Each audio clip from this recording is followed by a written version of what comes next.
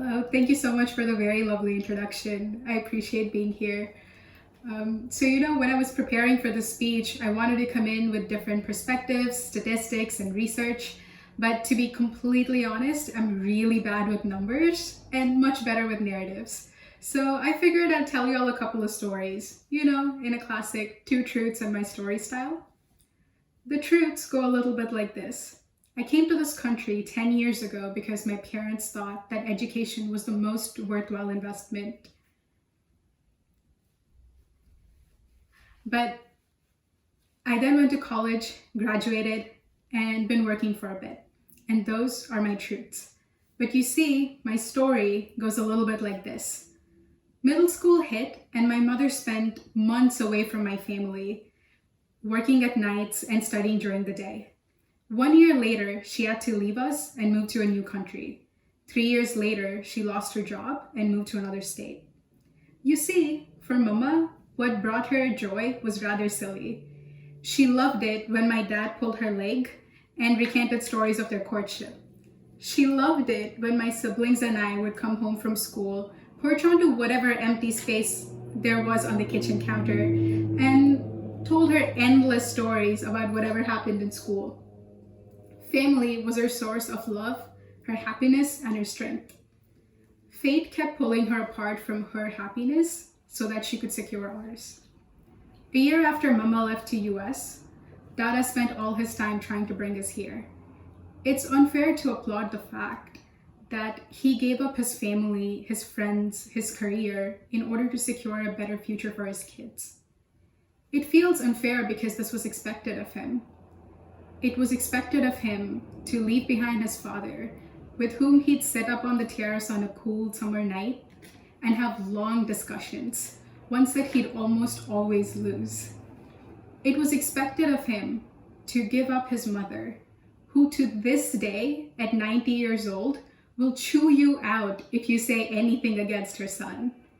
It was expected of him to leave behind an academy he built over 8 years so that he could come here for us. It was expected of him to give himself up to make something of us. You see, in the light of these sacrifices, we try not to talk about the adjustments. We try not to question how my little brother felt bewildered to speak a language that he did not grow up with, how my little sister felt bewildered to leave behind her friends and all of her favorite cousins, how I felt bewildered to have to move 5 schools in 6 years. In the light of these sacrifices, we try not to question the adjustments. Hell, we try not to question at all. Question the culture shock, the microaggressions, the otherness, the isolation. We try not to question at all, lest we stumble upon the question, were these sacrifices worth it? Was I worth these sacrifices? Holding the burden of that question is really difficult. Looking back at my own history, it's difficult to acknowledge that there were times when scarcity, fear, and uncertainty were the undeniable norm. And for the longest time, I hid from those questions because I was scared of what I'd find about my worth. But the truth is, those sacrifices were worth it. Not for what they've added, not for what loss their absence would have brought, but for the fact that these sacrifices, by their very existence, were an unspoken act of love. So I'm here to reclaim that history. I'm here to reclaim those sacrifices as a part of me. I'm here to reclaim those acts of love as a part of me. And I'm here to reclaim the belief that I'm innately, inherently worthy as a part of me.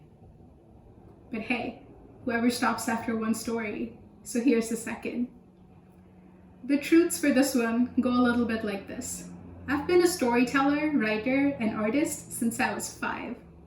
I've been a mental health advocate for over 5 years, and those are my truths. But you see, my story goes a little bit like this. Growing up, I was a girl from a country where being outspoken and unconventional raised more alarms than eyebrows. In art class, we were taught to copy exactly what the teacher drew.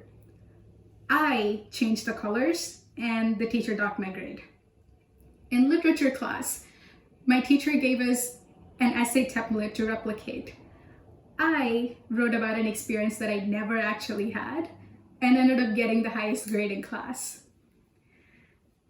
In speech competitions, people were talking about economics and rice cookers and schools. I spoke about 20th century genocides, and my mark sheet was very, very polarized. All of this to say that I was very used to standing out. But then a lot of things about me fundamentally changed. Mental health issues have a way of doing that. They have a way of seeing you paint a vibrant artwork and making you feel colorless. They have a way of running thousands of words in your head and stopping you from putting any on the paper. Whatever I thought made me who I am was very noticeably depleting and deteriorating. And all of a sudden, I didn't want to stand out. I didn't want to stand out and be known as the shadow who used to be a person. And at some point, not standing out means not speaking out. It means taking all the unexplained, unanswerable violence and channeling it all towards yourself. It means seeing you lose parts of you and do nothing to bring them back. It means taking the stigma and shame and internalizing it as your silence. And that silence one day became my comfort. It became a self-serving layer of protection, one that won't let in any more trauma, but that won't let me escape my own hell either. I was scared that speaking up would shatter that silence, that sense of protection. But there comes a time when you realize that in the battlefield against your own brain, you can't be your only soldier. You can't be your only protection.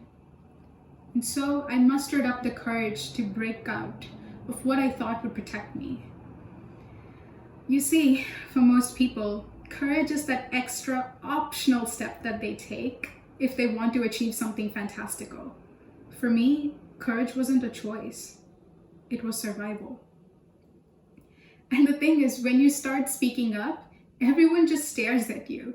And you can't tell whether their silence is indicative of their attention or their apathy.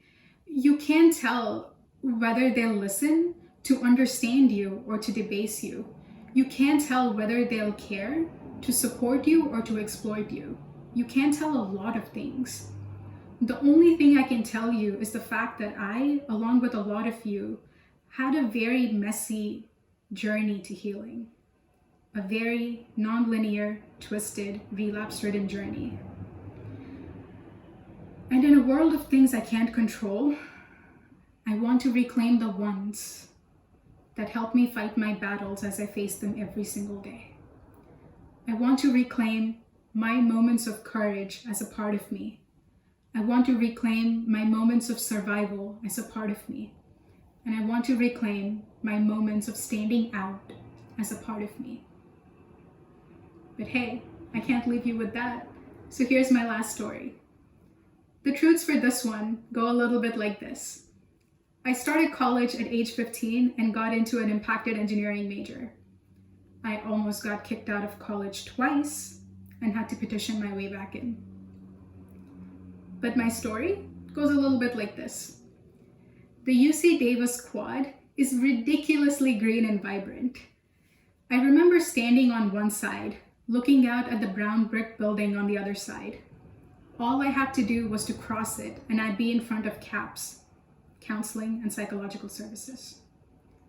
I feel numb looking back at that experience because I did walk across that quad, all to listen to a person tell me that the reason I'm being suspended is because I didn't know how to manage my stress. I was at fault. And listen to another person tell me that I wasn't prepared to take the rigor of engineering and it had nothing to do with my mental health. I was at fault. And then listen to another person tell me that the reason I failed an at-home exam is because I didn't care about the class, not because of my panic attacks. I was at fault. Now, a couple of years later, I understand that I wasn't at fault, but listen me out. Some of these were faults though. They were avoidable and they were teachable. But when you're never taught that, It feels like mistakes and their consequences are much larger than our capacity to redeem ourselves. And so I've had to teach myself that mistakes are not there to define you as a person, but they're there to remind you that you're human.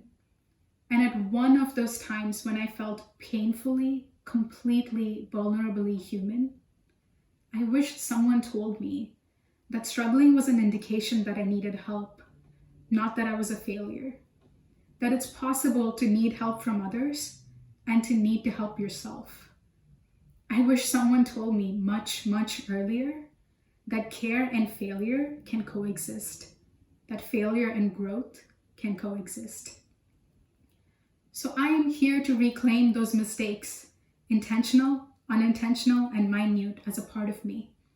I'm here to reclaim those lessons, ones I was given the opportunity to learn, and ones I had to teach myself as a part of me. And I'm here to reclaim accountability for my faults, my flaws, and most importantly, to take care of myself as a part of me. You all know that the actual game is called Two Truths and a Lie, and I just told you 2 truths in my story. Because to be honest, a lot of times, my story feels like a lie. Something about living a different reality than others, feeling emotions at a different intensity than others, being chained to thoughts with a different desperation than others, something about being different from others made me feel like my story is just a lie. For the longest time, I'd look at that tapestry of our interwoven adversities and feel like my story didn't fit.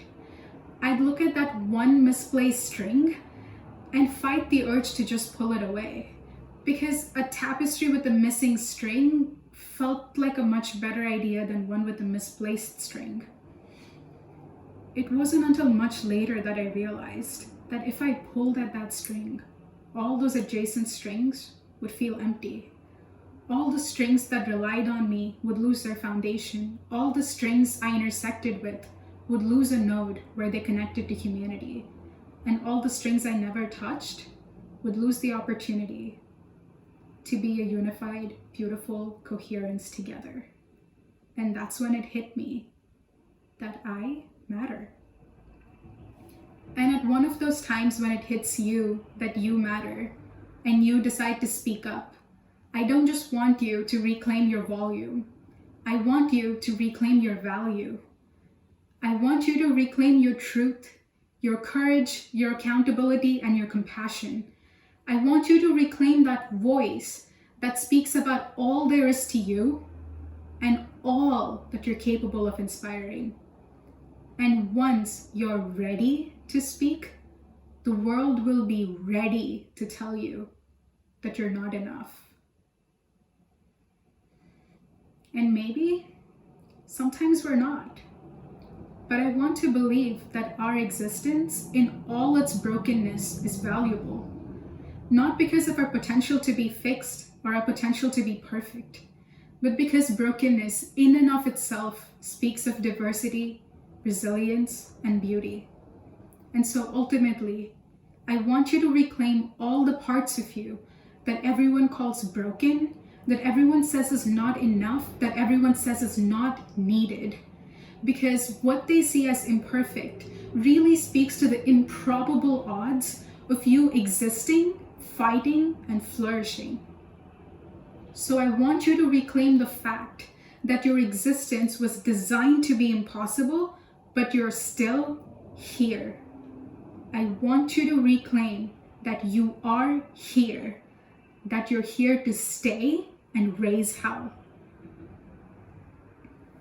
And with that, thank you so much for giving me the opportunity to share my story with you all.